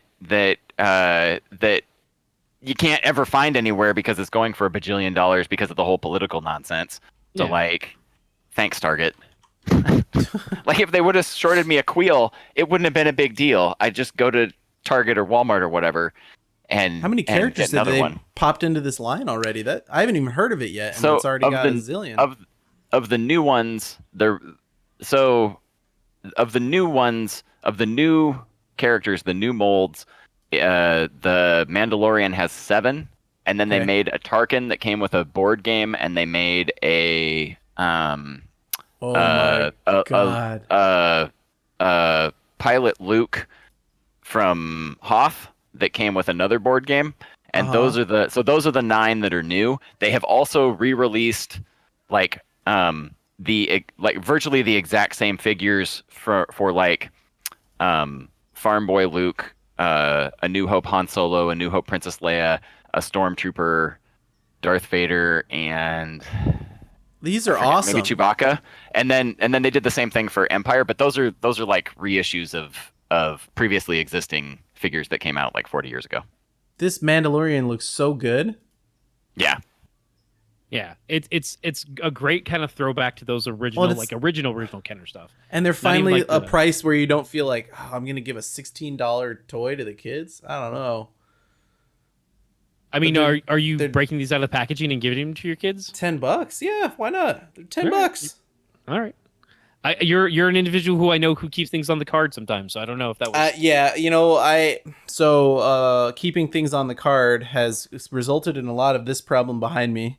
I'm waving my arms frantically, but also keeping things on the card has caused problems that aren't in this room because I can't fit them anymore. And it's like, I looked at the stack of Star Wars stuff that has grown and grown and grown in the garage, especially during some of this pandemic time where I was like, well, these things are pretty cool. I got an office to build. I want to put some stuff on the walls, etc.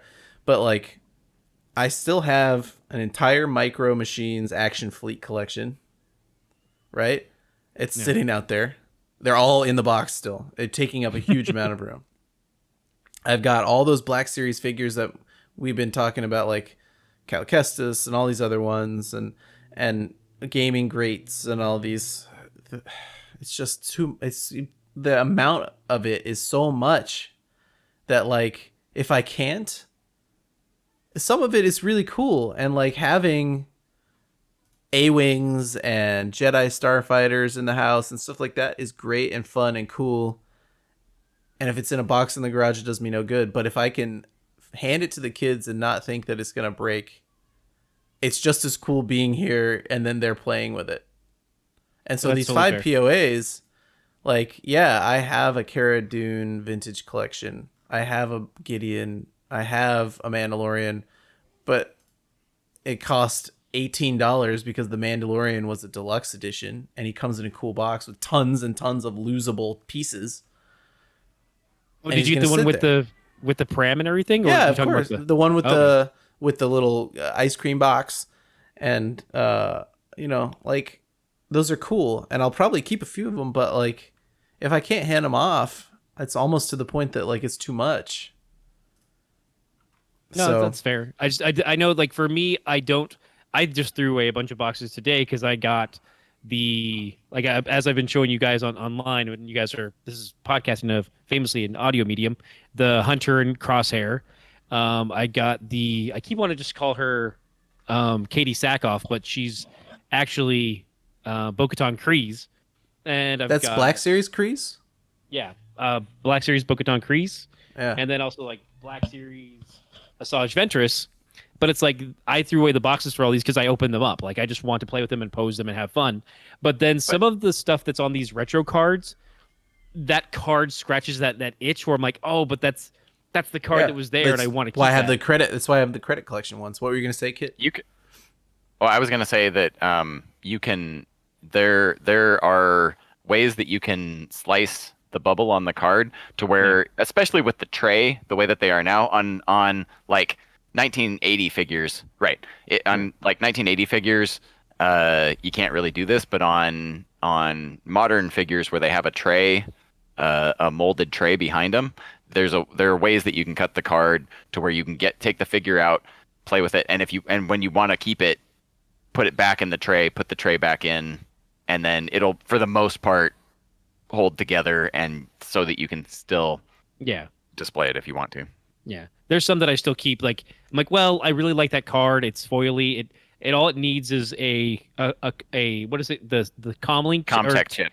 Comtech chip. I know. so I want can- a Comtech chip too. Like, I have put in a fake Comtech chip. I would have even taken just a picture of the Comtech chip on the cardboard. Yeah. I was really kind of disappointed when I got my Battle Droid 50th anniversary Battle Droid, and I was like, oh man, I kind of wish that they put in a Comtech. Like, I don't expect it to work, but like they could have just.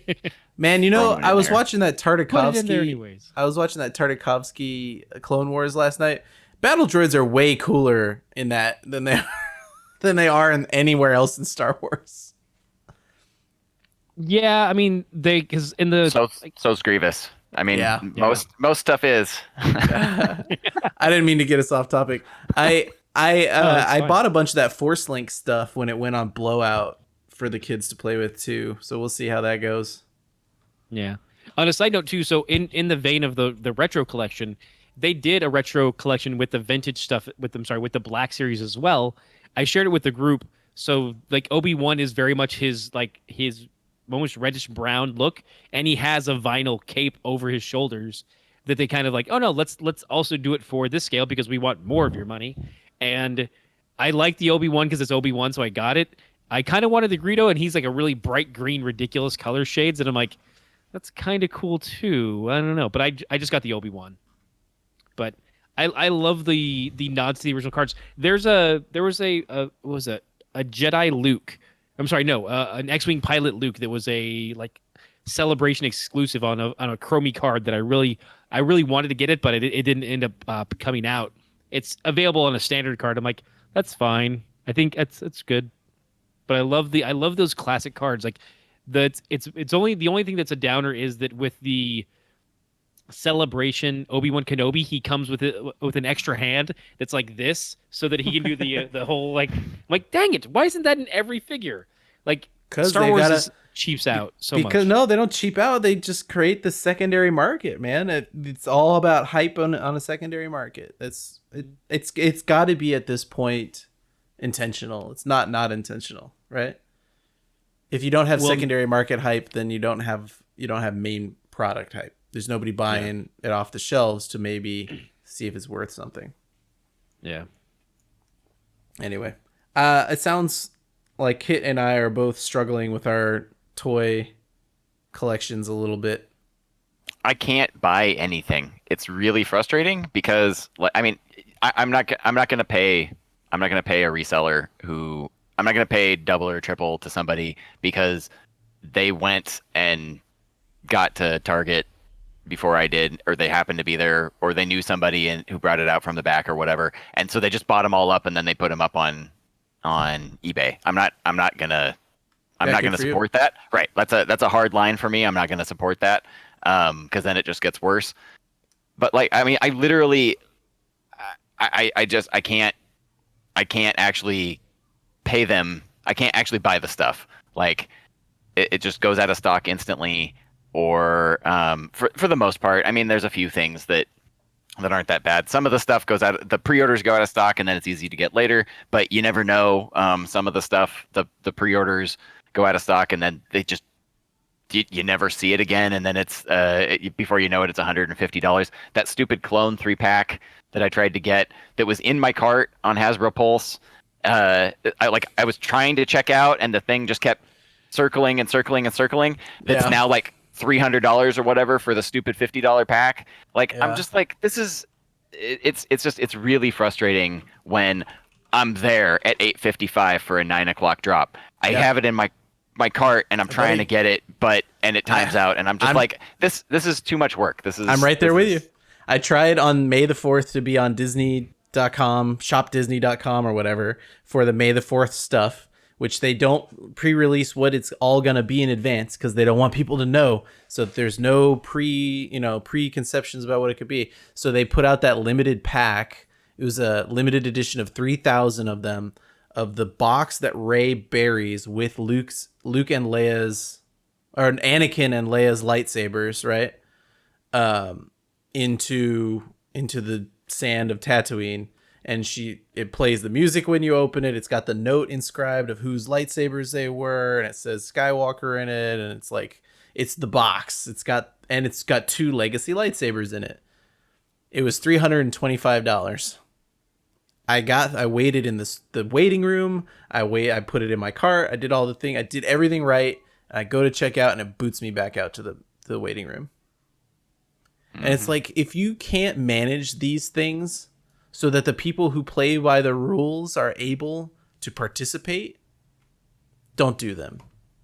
I don't care about making too few of them. I don't care about, like, if you want to create secondary market and hype and all this stuff. Anyway, you can buy one of those now for like $850 if you want. It's like, no, I wanted it for me at the price that you were selling it. I don't. Anyway. Yeah. It's annoying. So Yakface has the website yakface.com does a lot of stuff about like what figures are coming and whatnot. So people find on Walmart the code name. So Walmart will make the listing ahead of time, but they'll use a code word. So it'll be SW Autumn. autumn or whatever. And people don't even know what the figures are. And this last go around, was it May the 4th? Yeah, it must have been May the 4th. This last go around, they had put up some stuff and with code names. People didn't even know what it was, and the code name stuff sold out before Walmart even updated it to what it actually was, and because like they weren't ready to go. It was going to launch at 9 a.m. or whatever, and they weren't ready to go. And like the code name stuff sold out. The pre-orders for the code name stuff sold out before people even knew what it was. I believe that those pre-orders got canceled, and then once they actually updated it to what it was supposed to be, then you could go in and I don't think that there were actually any problems with that. But I'm just like, this is the insanity of the world that we're living in now, where people will just go in and pre-order everything that they don't even know what it is yet before it's even updated to, like, they have no idea. It could be whatever. And they're just like, I'm just going to pre-order everything because otherwise I won't get a chance. It's amazing that it's not a bubble yet. I don't understand it. I don't know what's propping it up. I mean, it's just, but it's the same people that are buying Dogecoin or whatever. They're just buying it because that's the thing. Like, there's no other prescribed way to double your money other than like, what if I buy these things and resell them? It's like, maybe I could double my money, And it's less so with this is like, because I think about thinking about a bubble. Dogecoin, if you have a Dogecoin, there's no sentimental value. Like, oh, I remember when I watched that Dogecoin movie with my father, and remember all the Doge merchandise that they came out with. But but I get what you're saying. But there's so many versions of Darth Vader toys you can go buy on the internet that are not the ones that are, you know what I mean? Like, you go on eBay right now and probably buy some sort of Darth Vader and Luke Skywalker that you could be nostalgic about for less than $10. Yeah, I guess. But this new one has a new hat. But but you're only into it for that reason if you're into the toy of it, right? Like, it's not just the nostalgia play. They're playing on people's need for collection. Oh yeah, absolutely. To keep creating these. Yeah, and that's also fine. It's fine to do that. Yeah, but like turning it into a currency almost is kind of crazy. Yeah, and you're right. There's almost like no, and the idea of a bubble, no end like in sight. There's no end in sight. Yeah, like it's not a bubble at this point. So what's the opposite? It's just it's a tradition at this point. It's something that's unfortunately become part of the game that we've had to deal with. I mean, Kevin Smith covered it in a comic about the Phantom Menace. He did like, oh yeah, I got my limited edition Luke Skywalker. He's like, you fool, that's a peg warmer. And he's like, shut up.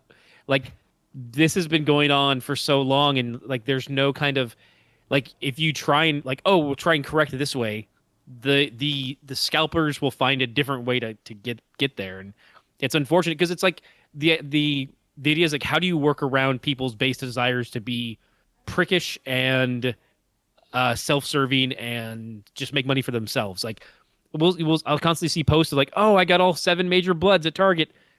There's no reason you need 7 major bloods unless you have 6 other friends who also want it, but that's not the case. You know that this is going to go up on Mercari or it's going to go up on eBay. Like, I don't know. When is the bubble going to burst on greed? And that's not going to happen. People stop paying. But they're not. They're not going to stop paying. It's just this is greed. Like, you can't. Some people think greed is good. There's no end in sight. There's no point. At what point do we get to the enterprise where we're like, oh no, we're a society that have seen past that? I wish that the things would work. Right? I wish that if you played by the rules and you have it in your pulse cart, you don't get kicked back out. Right? Like, he was there. He had the 3-pack. He played by the rules. He beat the robots. He did everything he was supposed to do. And because they didn't prepare themselves for their system being overwhelmed by the people they are instigating. They want the scalpers. They need the scalpers. If they don't have the scalpers, they don't have a business that sustains itself anymore. Creating hype and rarity is the only way that Hasbro is going to maintain the sales they're maintaining. And so if he's able to beat that system, if I'm able to get in following I got up at 6:01 and clicked the button on Shop Disney because I knew there was going to be a limited lightsaber and I wanted to know what it was because they wouldn't tell people ahead of time. And so I played by their rules. I didn't try to find, go in and look for weird URLs on the internet and all that sort of stuff. We both have stuff in our cart according to the rules. No, your system failed because of the people you entice with their robots to come make it worse for everybody crashed the system. And they get rewarded, but we don't. I agree that the system is broken and that if you play by the rules, you should win. You should be able to get the item. I don't think you should win, but you should have your chance. You should have your chance, but also to say that they entice them, I don't know if it's saying like, oh no, they're not going out there and like, hey, go ahead and give a soft email to all the people we want to just pull our stock off the shelves. Like their intention is not to upset the normies. Like it's not that. It just they have to they try to put certain safeguards in place, and then other people are jerks. I mean, it's there's only so much they can do at some point before it doesn't become viable. Like, okay, so you have to put this many checks and balances in between when you sign in to get the item. At what point does just the barrage of normies who just want it, who aren't cheating, even that number is going to be a wane on the system. I admit that it's wrong, that things aren't the way that aren't the best version, but it's also like to say that they're enticing scalpers is a weird, like, I don't think that's part of their like, all right, we got the scalpers in here, let's do this. Like there's not, it's just the framing maybe where I take pause. I don't know. And Kit can judge and we can call it a day on toys. But I'm just going to throw this out there as a radical idea for Hasbro. You don't have to give me any money for this. If your figure sells out, just make more. And if it sells out again, make more. And I'm not talking about stuff from 20 years ago. I'm talking about stuff that came out that hasn't even come out yet. That's coming out in September. If all of your pre-orders sell out, make more and sell more, and then that will take care of the scalper problem. Because then it will go away. If you tell people how many you're making and that you'll make more, then you won't have scalpers. But Hasbro doesn't tell you how many they make and when they're making them because they want scalpers. It's true. But then think about it. But then they're setting themselves up because then people like me will get frustrated and quit. And no, then they won't. When the scalpers can't sell the stuff, then the scalpers will quit, and then Hasbro will have nobody. You will not left. quit. If you were told by Hasbro, hey, we did not know that Cara Dune was going to be hard to get, even though we knew Cara Dune was going to be hard to get because she's really popular now because the people need her because she's been kicked out of Star Wars. This Cara Dune's a hard one to gauge on. Because the character got all they have to say is we know we sold out. I agree with you. Literally on Twitter, we know we sold out. We're making more. There go the prices.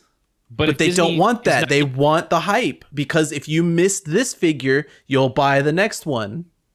But if Disney's discontinued the license for Cara Dune, they didn't discontinue the license for Cara Dune. Are you nuts? Yes, a little bit because we're talked for about 2 hours about Star Wars. So let's put everything in certain points of view.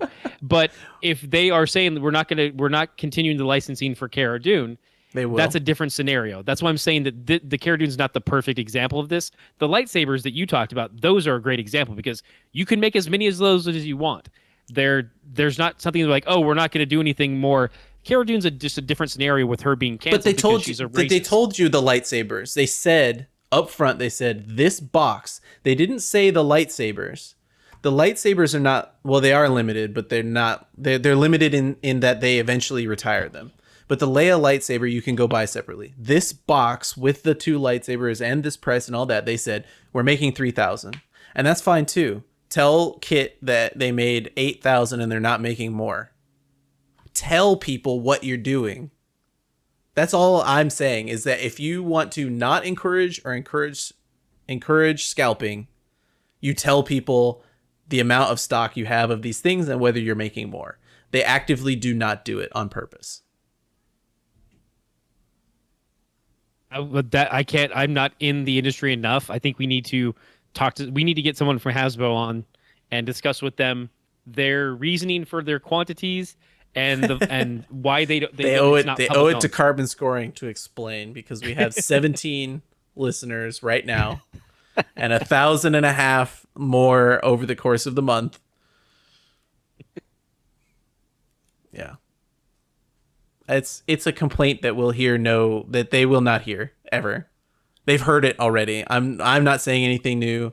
Kit's not saying anything new, and Ken, you're not saying anything new either. It's all been all over the internet. I think we have a different opinion about like the nefariousness of the business model, and Kit lands right in the middle of just solve the problem. I guess it comes down to, do they want to this seems like this seems like the opposite side of the coin from the Power of the Force 2. So with Power of the Force 2, overproduction. Well, but it was driven because of speculators. Everybody thought that they were going to make maybe not a quick buck, but that everybody bought 3. Everybody bought 1 to open, 1 to keep in the package, and 1 to sell later to pay everything off, because all of these figures, all of these Power of the Force 2 figures were going to be worth $100 in 20 years, right? And so if I buy 3 $7 figures now, they're going to be, one of them is going to be worth $100. And so you have 10,000 people who all have 3 copies of figures that they may not even want, but and they're all in pristine condition, sitting in tubs for 20 years, and that's why the price has not gone up, because every man, woman, and child has had 20 years to get these at less than retail, and everyone who could possibly want any of these figures has them, and there's 10,000 people trying to offload the figures that they bought thinking that they were going to make money.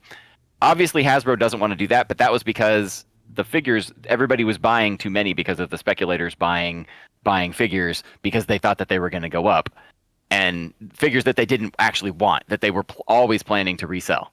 And so, and Hasbro was like, well, if we can sell 2 million figures, we're going to make 2 million figures, even though there's only 500, or 50,000 people who actually want these things. If they'll buy 2 million figures, we'll sell them 2 million figures. But now we've come, like, the pendulum has swung all the way to the other side, and what they're going to do is they're going to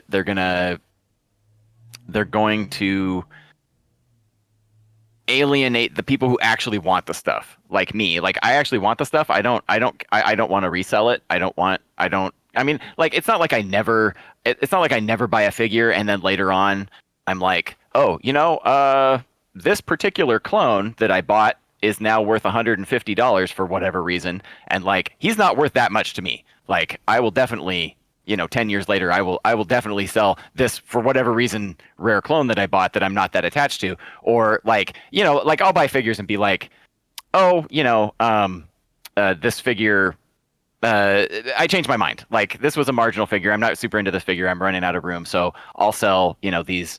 I'll get rid of these 50 figures at a swap meet or something. Like, I do that stuff all the time. But like, if you get to the point where the people who actually want to buy the stuff, who are not reselling it, get frustrated and quit, then the whole industry is just going to completely collapse. And they need to fix something. And I understand that right now we're in the middle of, like, we're almost at the end, but we're like in a pandemic, and that's thrown a wrench in everything because of, like, Pokemon cards, man. Right. But I just, it's really Target's not selling Pokemon cards anymore. Did you hear this? Yeah, they just quit. They were like, people are getting threatened over Pokemon cards, so no more. Yep. I mean, yeah, it's ridiculous. Well, and also too, like, it's interesting too, because there's a set of Clone Wars centric Black Series that are coming out that once they announced it, I was like really happy about it. They've gone to the point with this set that they are not gonna do pre-orders at all. They will only do them in stores, and I'm just like, that's like their answer. It's like, oh, you guys complain so much about the pre-orders and selling out. We just won't even do pre-orders. They'll just be there in the stores. I'm like, so does that mean I have to be there at 8 a.m. on the 23rd to go pick up? It won't even matter because somebody will have the SKU and go there a week early, and somebody from the back will come in. Their buddy from the back will come in and bring them the whole box, and they'll walk out of it before they even hit the street. I've literally seen it happen in front of me. So when you told me they weren't in stock, I walked around to go do something else in a Target and walked back and seen a person hand somebody a box of Hasbro toys from the back. Mm-hmm. Yeah, I mean, but that's what I'm saying though. Is like their answer was Target's answer was, well, we just won't do online pre-orders then because there's been such a problem with X, Y, and Z that we're just not going to do a pre-order at all. It'll only be in store. And I'm like, that's the wrong answer. I mean, it's. But then again, what is the right answer is a question. Fix your stuff is the right answer. Stop saying we can't fix it. Stop putting your stuff out in stores before you fill all of your pre-orders. Like, that's a really easy, like, okay, I have X number of pre-orders. I have Y number of figures. I'm going to fill the pre-orders first, and then I'm going to sell the rest, as opposed to I'm going to ship all of this stuff to the stores and hope I have enough to fill the pre-orders, and if you pre-ordered and you don't get one, oh well. And I'll tell you that maybe one is coming 2 weeks after the launch, and now you can't get one anymore. Thanks, Target. The Bad Batch was good, though. I can't wait to get tech. I was really excited. I told Ken this last night when we were playing video games. I was really excited to see that when they were eating, that they brought out the little bento box, the little metal bento box that Luke has on Dagobah that he's eating, and they even ate the little space taquitos that Luke was eating, and then Yoda stole one of. I was so excited to see space taquitos back. Space taquitos was amazing. It was great. There was a lot of little references in there that you see, like, oh, that's the beginning of the Stormtrooper helmet. Oh, there's the bento box. Oh, there's the we're gonna see the coin flip of like here was the Republic, and you saw and now we're gonna see the lasers are gonna change colors, right? Like the blasters will go from blue to red, and all of it will change in this show, and that is exciting in its own geeky kind of like. I read the source book for like this game that I play, but I hope it has more connections beyond that. And for that, I think we all have a little bit of stuff to do because it's a busy weekend. So I'm gonna call the end to a carbon scoring, and maybe next time we'll do a little bit of karate scoring since we managed to all think about it at the same time. Yeah. And it's been great talking to you guys. I know it's a little fewer and further between this year. It's been tough with a lot of changing schedules, people getting used to what's happening at the opening up of this end of pandemic that's happening here. So thanks for chatting with me, guys. I got to make an errand run. So. If you go by a Target, can you pick up a Cara Dune for Kit? Yes. If I find a 5 POA Cara Dune, I'll buy 3. Thank you. One for me, one to open, and one to One to ship to Kit. Yeah.